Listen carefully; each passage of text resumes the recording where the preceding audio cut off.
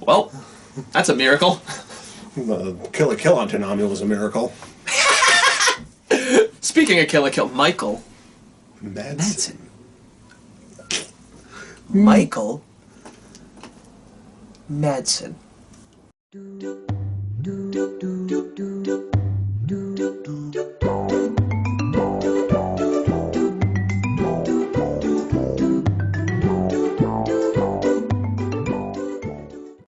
I am the JJ. Okay, this is we're doing Pulp Fiction today. This is going to be the second installment in our Filmography Friday series. We're doing Tarantino. Tim Roth in this movie is fucking amazing. I don't know, I could be dead wrong. I don't know. Is he actually British?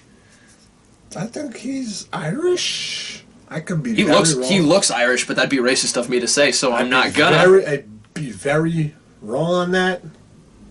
I know he's not American. He'll be an Aussie. I don't know. It's because there's times where I feel like, honestly, this might just be me. I'm not like perfect with accents or anything. I get mad. But there's times where Tim Roth is amazing, and he doesn't. He's in this for like 10 minutes, so it doesn't. He needs more roles. That's a fact. That's a fact. And no more Blonsky bullshit. Him and his wife have great chemistry. I love Pumpkin and I love Honey Bunny. His wife is adorable, and I don't know why. Amanda Plummer. Yeah, I don't know why. Yeah, don't fucking move, or I'll shoot every last motherfucking one of you. I don't know how he didn't break in that recording. I wouldn't have been able to film a scene like that ever. It's funny how she looks like a stick, and then she just says that. Especially, and this is, we're gonna try and keep it as linear as possible, but especially later on when you see her again and she's like up on the fucking thing. You just see the entire body shot of a string bean holding a gun. I think their chemistry, Tarantino movie. It definitely shows that they love each other, which is honestly something... It's something lacking in most movies.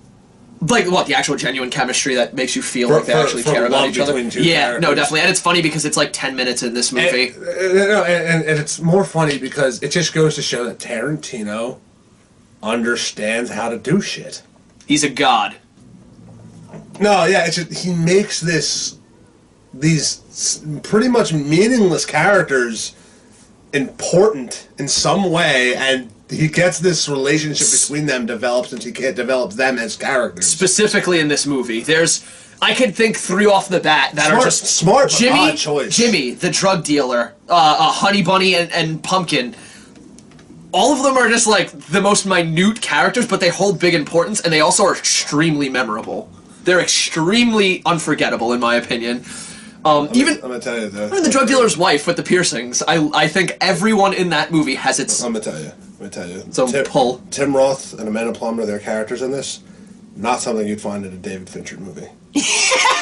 Not something you'd find. Can you guess we just watched Gone Girl? I want to move on to the actual speech they're having. Honey Bunny and Tim Roth. They're both talking, and Amanda Plummer and Tim Roth. What was it? Specifically, the whole robbing food store scene. Where it's literally like how it works. Tarantino, you know too much. Seriously, what the fuck? Why is it... He's like the McTiernan of fucked up. It's kind of going back to Reservoir Dogs, where like I can see why a lot of Reservoir Dogs in this movie are to the main eye like connected, because there's a lot that connect them, obviously, but then there's also elements that just seem very familiar as far as the movie. Like the not Michael Madsen Vega brother. Well, like... Sure, but I was going more towards the fact that both of them like start out with like really fucked up points, but I mean he's still pretty fucked up. He does heroin. It's funny because this is the first part in the movie, but this is arguably one of the last scenes in the movie in its non-linear storytelling method. This is like I think the third to last scene that we see out of all of these chronologically, I believe. Because after this, Vincent and Sam Jackson move on. He retires, and then Vincent goes to spoilers. Die. The best part of this movie is the little conversations, the buddy talk on the job between Vincent and fucking Jules. McGowerburger. It's like McDonald's. What do they call a quarter pounder with cheese? It's a Royale with cheese. Why do they call it that? The metric system. It's like that whole thing where it's like back and forth. I mean, that's a fair point. It's probably true, but it's like, it's the weirdest thing. They feel like they're just doing like, it's almost like they're working at McDonald's, talking, just shooting the shit, but they're doing a horrible fucking job. They're doing this like on the job to go kill somebody. What We're talking about the two guys that shot a motherfucker and then stood in the room for 20 minutes, right? The whole Marcellus Wallace speech with the foot massage, that whole thing. It's like, what the fuck is Tarantino taking to create this dialogue? Because if so, can we get this mass-produced? This is the same movie with the watch, right? Okay. My father's ass watch. Okay. You can have an exception, and that just happens to be the... I'm still convinced Tarantino didn't write that. I'm still convinced that was all Christopher Walken. We'll get to that really soon, actually. Really funny, just want to point it out. Phil Lamar is not your father's ass. Phil Lamar is the one who answers the door when Jules and Sam Jackson... Phil Lamar, Hermes, Static. Jack from Samurai Jack. Yeah, that one's weird. Vamp and Metal Gear. A lot of things. Phil Lamar, stop working! He's also Afro Samurai, and Sam Jackson is Ninja. That's really weird. So we got a... Motherfucker. We got like a pre-uniting of them. And also, if that's not a word, I just coined that. Because obviously I'm going to let it go what time this is right now that we're filming this, but Hateful Eight came out, and he basically was like, Sam Jackson weirdly sold that movie, and I don't believe him. I haven't seen it yet. I don't believe him because of this movie. It was a corner, I was like, yeah, man, it's a Tarantino movie, man. This is pure Tarantino. I'm like, I'm sold. No. If it's Sam Jackson saying it, I'm sold. He sold me a non-existent burger. It wasn't a commercial. I want to eat a Big Kahuna burger. He sold me on nothing. It wasn't even a commercial, though. It was just them all talking about the movie, and it's like, just show me the fucking trailer. I wrote in my notes for that was, I swear to God, Samuel L. Jackson should just sell everything. Hey, motherfucker, you want a Ford? Buy a motherfucking Ford. The end of the commercial. Hey, motherfucker, you need eggs? Buy motherfucking eggs. End of commercial. Hey, motherfucker, you need motherfuckers? Come to my store. Sam Jackson motherfucking Emporium. The other point that we have to bring up, going back on topic, is Sam Jackson, this movie definitely shows he knows how to deliver fucking lines. If anything, he is a line-delivering machine. He single-handedly makes this a fun movie. What's the line he made up?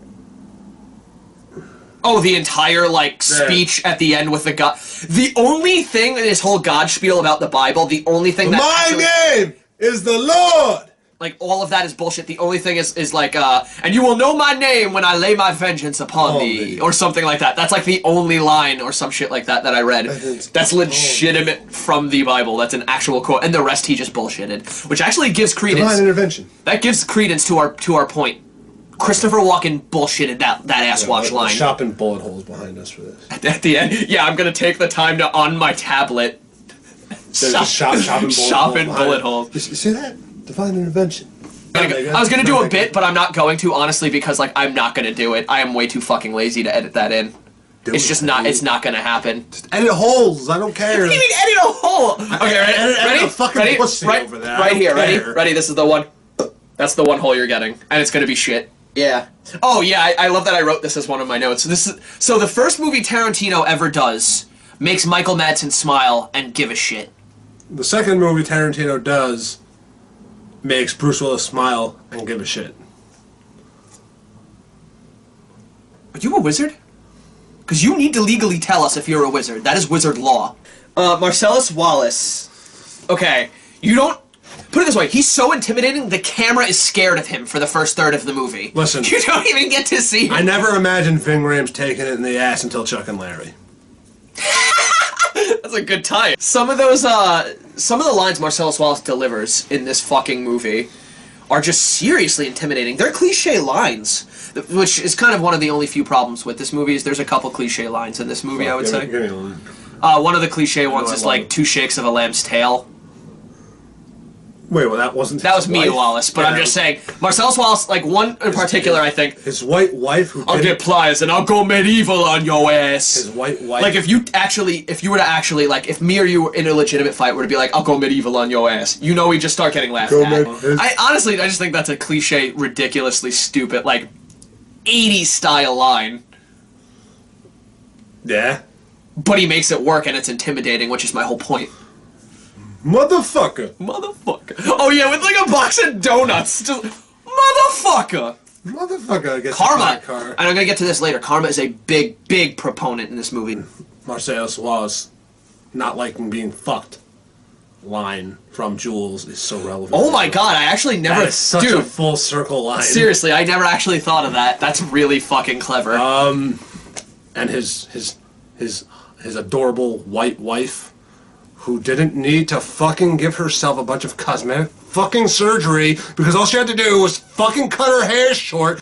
Moving on to that, the whole bar scene. Speaking of foreshadowing that you mentioned, the whole bar scene is really, really well done foreshadowing. Where it's just Vincent fucking comes in with the t-shirt and shit, and it just looks at Bruce Willis, Butch, fucking just walks in, literally. You heard me. That whole thing, you know what I'm talking about? I feel like that's really good foreshadowing because obviously, I mean, spoiler alert, he fucking kills him. Now we said it a little bit before, like, characters like the dealer, these small characters, Jimmy's fucking amazing, and it's literally Tarantino, which I'd actually... There's a movie fights question about this not so Tarantino has a habit of throwing himself into his fucking movies when he doesn't want to wait on somebody. He's absolutely my favorite actor/director right now, though there's better. He's just my favorite. And this movie, I'm convinced it's not because he didn't have anyone to fill the role. I'm convinced because it gave him a chance to be an asshole while directing. He definitely... He had Sam Jackson and Travolta sprayed down by a fucking cold hose from Harvey Keitel, and he sat there directing it basically as it was happening. It's like, yeah, a little over there, a little over there. We know that was him fucking with the cast. Make sure you get the heads up there. Make sure you get the heads up. The misery on their faces was not acting. They were actually fucking miserable. Oh yeah, absolutely. They were sprayed with a hose. Because the line he says before is like the most demeaning thing in the world too. I'm sure you've both been to county before, boys. To hear that like 18 times for like 18 takes, I'd feel like a fucking animal. Also, Harvey Keitel in this movie. I wish he was my father. Amazing. I wish he was my father. We didn't really mention it on the Reservoir Dogs, and I'll get into this more. If I have to show direct examples on another video, I will. There's some really weird dialogue choices by Keitel, line delivery. Not dialogue choice, he doesn't have a say in that, but I don't know what he does. He fucking Harvey Keitel. Point is, let's stop sucking each other's dicks quick. Some of his lines in Reservoir Dogs are a little questionable and weird, the delivery. Though I think maybe that's intentional, because his mind is fucked up. In this, spot on. Loved him. Every second, every line. That was one of the best quotes in the movie. Yeah. And this is just me personally, they don't show him... They could have gone, like, Requiem for a Dream style and showed, like, the full-on... Sending the wolf. You happy? Or some shit? Yeah. Shit, you should have just said so. But yeah, no, he does the whole, like, shoot-up scene, and it's not, like, graphic, they don't show it, but it's just... I don't know, it gets into my stomach. It's one of those, like, I almost Chewbacca there, but the shoot-up scene, like, when he shoots up heroin in the apartment. Because Tarantino, like, or no, Travolta. Travolta went and, like, looked into how... He talked to a heroin addict, from what I read. Yeah, he talked to a heroin addict. They were describing it. And they told him to literally get plastered on tequila. Yeah, plastered on tequila. And lay in a warm, like, kiddie pool of water and just lay there. And he did, and the funniest thing is when I brought that up to him, and we were like looking at the scene, and it was just him. Yeah, like he did a good job. He literally looked plastered on tequila, and they even added this weird like hazy effect for the drugs that actually kind of simulated water, which is funny. Oh god, Adam did heroin. It's so real, it fools everybody. Nah, I injected some Travolta into my body. Oh, so you're not going to work for the next 5 years. How many career death jokes are we going to have in this single one? Just about as many as dead bodies are in this movie. Oh, there's like a throwaway line by Mia Wallace when they're going for the date, because he winds up taking her on the date as per Marcellus Wallace's instructions. With her adorable nose. She's fucking adorable. And feet fucking the camera, Tarantino. The hell was with that? What the fuck? This movie has all of his fetishes, and I've heard that before. I don't remember who quoted it, but it's absolutely true. Between this and, like, the potbellies are adorable scene, it's no. Like, you are a weird fetish guy. Like, no, that's some weird shit. You're into some weird shit, Tarantino. But no, there's, like, a throwaway line from Mia Wallace that's like, you're either a Beatles guy or you're a Elvis guy, and if you're an Elvis guy, you're gonna love Jackrabbit Slims. And Travolta is an Elvis guy, and then later on there's, like, some sort of line that indicates that Jules is a Beatles fan. So it's literally the two partners are polar opposites of each other. Black and white, night and day. Beatles, Elvis. Travolta isn't an Elvis guy. No, Vincent is. Vincent. He is a John Travolta guy. And John Travolta made a living off dancing in movies. So that explains this next scene very well. Yeah, and I don't... It's a lot of people's favorite scene. Uma Thurman doesn't know what she's doing. She but does. Travolta dances. No, she knows what she's doing. What was the movie he did Grease, Saturday Night Fever. Grease, Saturday Night Fever. He fucking knows how to dance. The first third of his career. Mia Wallace and Vincent Vega, so Uma Thurman and Travolta in this case, their characters just have really good chemistry. I think that's like a kind of an underlining thing in all Tarantino movies. The chemistry is just, if you don't click, I guess you're out. Maybe that explains the 50 people we see potentially eyed for the role. Because at the end of every research session, at the end of every single movie that we do, I do my research, and every single Tarantino movie so far, there's been like 90 alts for a cast, for every character. Might just be a chemistry guy. He has this like ability to with love and stuff like that, and tension and sexual tension. He has almost a noir-esque style about it, where it's not quite black and white. It's just it's selling sex. It's literally. If I could come up with a term for it, I guess I'd say Tarantino noir. Ha ha! Or just modern noir. Yeah, no, definitely. I could see the whole Fox Force 5 line. I don't know where I've heard these characters before, but I have a pop of it's Kill Bill. It's Kill Bill. Yeah. She goes on to describe all 5 characters in the Kill Bill squad. Literally the fucking characters. I didn't even catch it at first, but I was like, this sounds similar to something I've seen, and then you were like, it's Kill Bill. And then my first thought, oh my god, my first thought was like, is Tarantino fucking Pixar? Like, is this fucking? Are we gonna get hints at all of the future movies in next movies? We're gonna get like that. Because no, because seriously, think about it. If you go back to Reservoir Dogs, Jackrabbit Slims hints at Pulp Fiction. Pulp Fiction then hints at fucking Kill Bill. We're missing Jackie Brown. No, they mentioned Pam Grier. Oh my god, he's fucking Pixar. Oh, Reservoir Dogs, yeah. Oh my god, he's fucking Pixar. Literally fucking Pixar. Like, he's fucking the studio. Because he's Quentin Tarantino. And he's just getting the germs, and that's how he's larger than life. So, so what you're saying is talent is sexually transmitted. Could have fooled Megan Fox. Yeah. Wait. Oh wait, no, she'd be banging someone without talent. Yeah. Yeah, never mind. So, the thought hit me about when he drops her off at home. Mia Wallace has one of the saddest tales in this underlining, because when you think about Marcellus Wallace, whether or not he actually threw the guy out for rubbing her feet, which we find out isn't true, but no, because that whether it is or it isn't, it doesn't matter. It doesn't mean it didn't. It'd be quote Judge Walton. Doesn't mean it didn't happen. No, that'd be ridiculous throwing a man out a window over a foot massage. No shit. But the point is, right. Jealous people.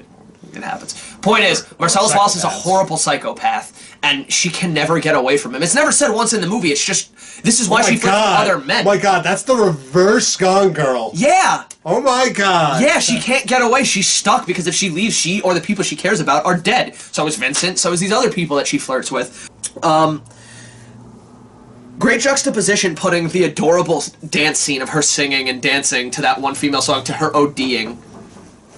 Because that's taken from one extreme to another. There's that, and there's also the one in her own house. The fucking. I don't have a dealer, so you're fucked. The fucking what was it? The OD where she just fucking her brain just starts shutting down. It starts bleeding out of her nose. You know, snorted heroin. I mean, it's not her fault. Who the fuck just leaves heroin in their pocket and then gives the coat with the heroin in it to the girl? Vincent's an idiot. A Vega. Yeah. Tarantino, another thing he's really good at, very clearly, is tension. Not just sexual, I said that before, but just pure tension. That whole needle scene. From the minute she ODs to the, oh shit, oh fuck, to the needle scene. The most tense, but yet it's not like too serious. There's a comedic moment. Go get the fucking needle! There's multiple things, there's multiple layers to each of these scenes. Fucking needle, no.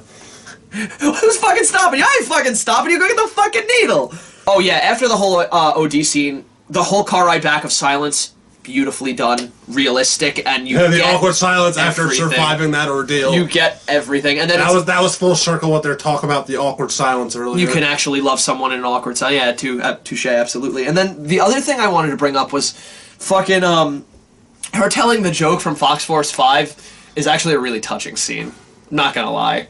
I can't remember because it's what the funny. Joke. Oh, no, yeah, it's not supposed to be funny. But she even says it in the most adorable way. But it's just like, I don't think I have the energy to laugh at that. You're not going to laugh because it's not funny. I'm not going to laugh because I don't...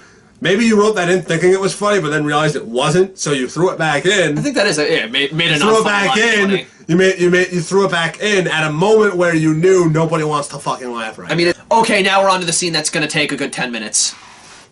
Butch's watch. You have Christopher Walken, he's already laughing. All I had to say was the watch.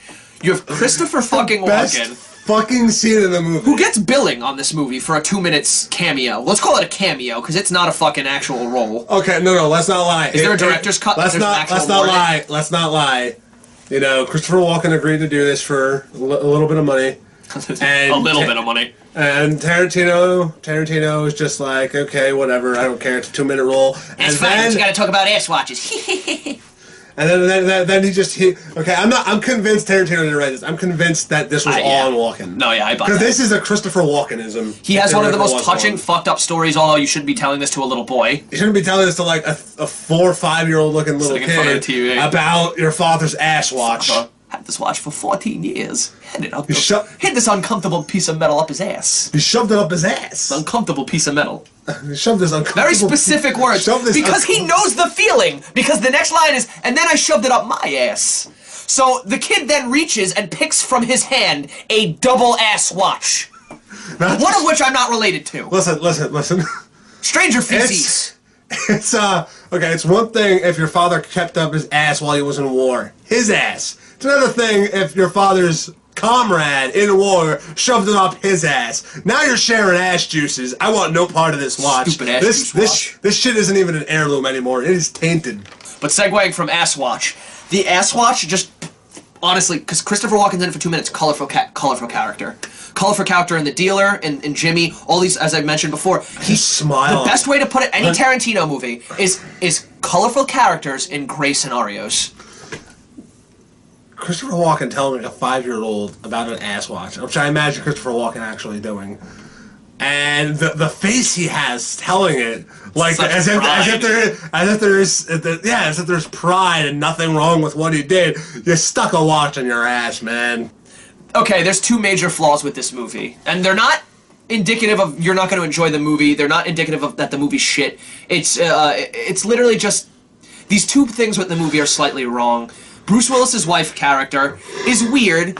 You have weird people. It's excusable. But she's foreign, so she's cute. She is adorable. That's the weird thing. She's just really fucking weird. Like the Potbelly scene, or the fact that she's like the most inept character. The fact that she's like, motorcycle. Where'd you get the motorcycle? It's not a motorcycle. It's a chopper, baby. Where'd you get the motorcycle? I just said it was a fucking chopper. Potbellies are sexy. Yeah, that was so a line I have never heard in my life and probably never will. I'm never gonna hear that line in my life again. The other weird connected is there's a 30-minute short with this woman who's fascinated with death, and she's just jettisoned into this movie. Esmeralda, that was just an intercut. Oh emphasis on this random cab fucking driver. Yeah. Like what? That's like the only real negative I can honestly really put, because Tarantino's obsessed apparently, as I've read, with this one short about a chick who's obsessed with death. Irony. And so he's obsessed with a woman who's obsessed with what he's obsessed about and puts in his movies. Some random I think Hispanic or Romanian bitch. It doesn't disrail the movie at all. It's just weird and it doesn't go anywhere. No, what that scene was? I've seen that scene before. It's called Sin City. Willis's... Okay, I wrote in my note, wrote in my notes, is Bruce Willis's character played by fucking Bjork? Oh, the wife character? I have these things. The wife character, not Bruce Willis? No, Bruce Willis's wife. Yeah, you said the Bruce Willis character. Oh God. Bruce Willis is Bjork. Please do that movie. The Bruce Willis biography. Bjork. The toaster pastry scene was another good example of tension. He puts the toaster pastry in after coming out of his house, sinks it down, looks at the fucking machine gun.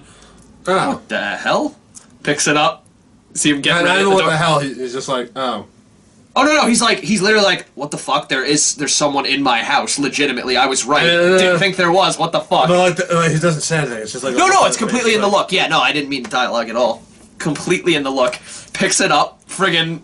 And of course, being a Vega, he doesn't, turn the safety on when he doesn't have his gun with him. And get shot. It's a Vega trade. You just got to get shot. But yeah, then the toaster pastries pop up, which weird choice. Really well done. Kind of breaks the tension. Semi-funny, semi like a moment to relax and kind of contemplate that a great character just died. Not great as in moralistically. You have... Oh yeah, the Gibbs scene. The what scene? The Gibbs scene. I'm gonna get to the karma topic. I'm gonna get to the karma topic, but we're gonna do that at the end because it kind of ties everything together story-wise. But Marcellus Wallace winds up as we've said before, motherfucker, running into Bruce Willis's character on the street. He Didn't take the dive. Hits him with a car. He's like concussed and way out of it. Trying to shoot some random bitch. Then they all the shots because he's take this into a pawn shop, chase him down, take this into a pawn shop. Pawn shop or a local store for it's a pawn shop. I'm pretty. Then that turns into the weirdest thing. When the fuck did we get to the weirdest South? turn in a movie ever, and I'm going on record saying it. This is the weirdest twist in a movie ever. They're like, Beavis and Archie, they think it's gonna end with one of them or both of them dead, and then just they're gonna wish that. And it's like, so let me get this straight. You're fucking this man in the ass. And you're gonna fuck the other one in the ass too, because they're trying to fucking kill each other in your store. No, it's just meat delivery. Just weird coincidence. You had a gun on him. You could have just kicked him out of the fucking store and called the fucking cops, and they could both go to fucking. Well, no, prison. the Gimp. I don't think the Gimp is like their friend. I'm pretty sure the Gimp was their last victim type of thing, and it was. I mean, we don't know that. No, we know nothing about the Gimp. That's just a horrifying scenario. I mean, if that's what the Gimp is, man, that is some hentai level shit. Because that happens in dojins, man. That's what I took. They turn them into their sex slaves. I mean, it's literally. What the fuck? This isn't their first time doing this. Obviously, very clearly. Obviously, but it's like, what the fuck? They keep this man locked up in a box all fucking day. Yeah. No, yeah. Or cage, or no, yeah. It's a box inside. It's a cage inside of a box. You're right on both fronts. And then also, my only thought is like this wouldn't have happened if you went and raped the boxer first. I can't believe I'm getting into this right now, but yeah, if you raped the boxer first, then the Gimp would have been able to warn you, because arguably Marcellus Wallace wouldn't one-shot the guy. He wouldn't have broken out. Bruce Willis heads upstairs, he looks like he's about to get away, and then Karma, he starts realizing, I want to be this guy. He's about to walk out the door and be like, well, fuck! If I don't do this, it's never gonna be over. He's like taking his sweet ass time picking a weapon. That's my favorite scene. His weapon of choice. Bat. Oh no, hammer. Bat. Ash Williams.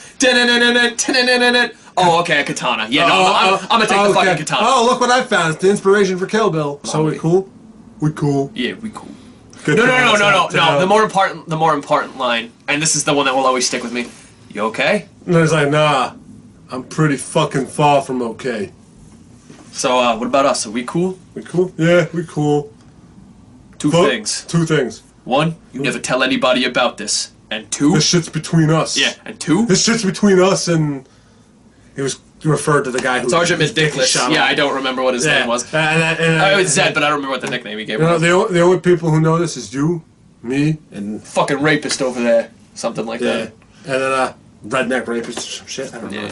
And then, and I just like, two, you leave town tonight. I don't want to see your face ever again. No more LA privileges. You've lost your LA privileges. That, and even the coffee scene, the whole, I don't need you to fucking... my wife, Sophie, she buys the shit. No. What was her actual name? I don't know. I don't about her wife, yeah. We don't even see her. No, I love... Arguably I love when Tarantino does scenes like that, because it just shows the motherfuckers... The fake scene where she comes in. Oh, it's a black wife, right? She looked like... Actually, yeah, I think she was dark. Yeah. No, but I love... That's why she doesn't take no shit. Oh my god, that ties into Reservoir Dogs! Oh my god! I've seen it myself. They don't take no shit. Oh my god. The Wolf. We discussed him a little bit earlier. The Wolf is in this movie for, once again, 5 minutes. He's another minor character. One of the best parts of the fucking movie. Easily. Harvey Keitel. Look at that. Respect. Wait, what? Respect for your elders. Those guys are going to be something good. And then Jules retires. Just because you have character, just because you are a character does not mean you have character. And this is just with like a random babe you just met. The quotes. Just comes out with the fucking... The fucking girl. Oh my god. They get in a sports car and just drive away into the sunset. Because he's God! The fucking quotes. Harvey Keitel is seriously. This, if I could put a favorite performance, just favorite, not best. Oh, him and Buscemi were both in Rising Sun, by the way. Speaking of Buscemi, we didn't mention it earlier. There's the theory, the Buscemi theory, the Mr. Pink theory, where Mr. Pink went on to live at Reservoir Dogs and come into this movie as Buddy Hollywaiter. totally him. It is Buscemi. And arguably, and this is just my opinion, there's a whole bunch of theories. I personally think that the briefcase is the diamonds. Either Tarantino is fucking amazing, or that was just all coincidence. This is relevant to the movie. Oh no, you just shot Marvin! Oh, no. Hey, Marvin! Oh, man, I what just shot Marvin. What the fuck? What the fuck? The only level-headed response to that. But, there's always a question, who should have a spin-off? The Wolf. The Wolf needs a spin-off. He's good in any situation. I want to know his background. Yeah, his James Bond style of a fucking movie with him would be amazing. Awesome. Tim Roth is just really versatile. We sucked his dick before. We're gonna do a little bit more now. Tim Roth is just really versatile. This Reservoir Dogs, completely different roles. Then you take those and you add in the Hulk. Blonsky, completely different role. From what I've seen in the trailer of Hateful Eight, looks like a completely different role. He's kind of a chameleon role where you can honestly just throw him whatever you need him in. Not the physical chameleon role like Tom Hardy, but you know what I mean. And then we have the final scene of the movie of Sam Jackson talking down Honey Bunny and... Be cool! Bitch, be cool! Tell that bitch to be cool! Tell the bitch to be cool! Say bitch, be cool! Say it! Say bitch, be cool! Honey, be cool. Oh, God, that's so good. And, he gives them the money, and they're like, okay, this guy with a bad motherfucker wallet, which is Tarantino's. It's the one that says bad motherfucker. I just love that he pulls it out on the first try. Had to be that asshole and point that out. Just grabs in the back. Bad motherfucker. Oh, I mean, how many wallets say bad motherfucker? It's not hard to look in and... But it's on one side and you're not going to see it when it's in a group of wallets. That's true. I hate to be that nitpick, but... What is this bad motherfucker on it? You know what? It's so bad that it just floats above the rest. I want to take 10 minutes. It's so bad that he just floats above the rest. Whole scene. We're all cool! Despite all the... Despite all the quotes. I'll shoot that bitch on principle. You pay that man $1,500. Bitch, he ain't gonna do it! You give that man the money. I'll shoot that bitch on principle. And they're like, no, do it! Vincent, shut the fuck up! Put the gun at me. Keep pointing the gun at me. Keep pointing the gun at me! Like, who yells that? I love that scene because it's like, yo, this is the best hostage situation. He is the best diffuser. He's a hostage he's in a hostage situation, and he's negotiating. I'm gonna buy your life. Take my money, take their money, get out. I've been in a real generous mood today. I'm in a transitional period. Normally I'd kill your ass. We're just quoting the scene at this point. It's like, oh my god, this whole speech is amazing. And it's about him and his karmic tipping point, which is, this is the perfect time to bring it all up. This entire movie, I said it before, is all karma. It's all karma, from beginning to end. When we start off with fucking Tim Roth and Honey Bunny's character, fucking, they're horrible people, they get their life bought off, and they're changed. And it's a complete karmic. We had a whole nother diner conversation. You have fucking Jules. He's obviously the most obvious. Jules has the karmic retribution. He's the karmic turnaround. You have Vincent Vega, who ignores his and dies. One of the only characters to legitimately die on screen that we care about. But he didn't deserve it. He got his chance. Life gave him his out. They gave him a second chance, and he chose to ignore it and stayed in, despite what Jules was telling him. So he died. No, Vincent Vega is the perfect one of what happens if you don't follow it. Then you have Marcellus Wallace and Marcellus Wallace. And you have fucking Bruce Willis. Butch's whole thing, where Butch is an asshole for an extra. He kills a guy in the ring and then runs into Marcellus Wallace. Life karma. It hit him. It hit him back. Karma's a bitch. Then when he turns around and he fucking saves him, karma pays him back. It allows him to live and be scot-free and not have to look over his shoulder anymore because he did the right thing. It was retribution. All of this movie is just really well-told karma stories, and it's 4 different ones that all just happen to semi-intersect on one another, which is just so weird. That's why I'd honestly say Reservoir Dogs is, without a doubt, a better movie. This is my favorite. I think each one has its own thing. Like, the characters are grounded in Reservoir Dogs that are more fun here. There's more medical, like realism and stuff to Reservoir Dogs, and the tension is really good there as far as action tension, and then the sexual tension and the other stuff in this is, you see what I'm saying? They're parallels to one another, and they each trade off. Every time Travolta uses the restroom in this movie, bad things happen to him. Mia Wallace ODs when he goes to the bathroom. Yep. He gets shot with Bruce Willis. Like, gets shot with Bruce Willis. And then the whole thing with Sam Jackson at the end. Goes to the bathroom, hostage situation. Daniel Day-Lewis was eyed for Vincent Vega. I don't fucking see it. Okay, John Travolta is great, but I see it. Daniel Day-Lewis is he's a chameleon. He's a god of acting. He can do any role. That man made a pact with Satan for his acting ability. I agree with that. John Proctor. I mean, seriously, you go down the list. It's in the name of the Father. No, yeah, you go down the list. It's I agree. The man can do anything he wants. I'm just saying. This was a better fit for the character. No. When Vincent enters the Marcellus's house, you can see the cameraman in the window. Really? Yeah. You get a couple things like that in Reservoir Dogs too, but it's not a big deal. Really? If I was in Tarantino's position, I noticed that I would just go back to that old set and punch the window out. Sean Penn and William Hurt, as well as Daniel Day-Lewis, were pushed for Vincent. William Hurt? Yep. Okay, I don't see. No, you're gonna really weird. Thunderbolt Ross is not.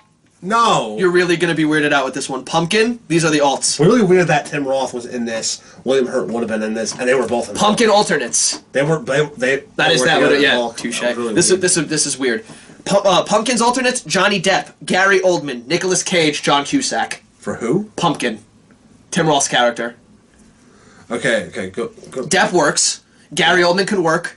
Nicolas Cage, you're high. Gary Oldman could I just said, work. No, yeah. Nicolas Cage, you're high. Nicolas Cage, no, Depp could work if you've seen his old stuff. His old stuff works. I think Gary Oldman would be better. Cusack is a weird one too, but it works. Cusack's a weird one. Could work. It could work.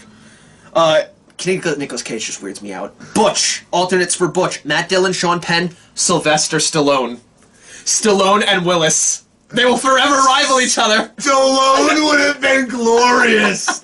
Hearing a guy with broken English because of his fucking paralyzed face talking to a foreign woman would be fucking gold.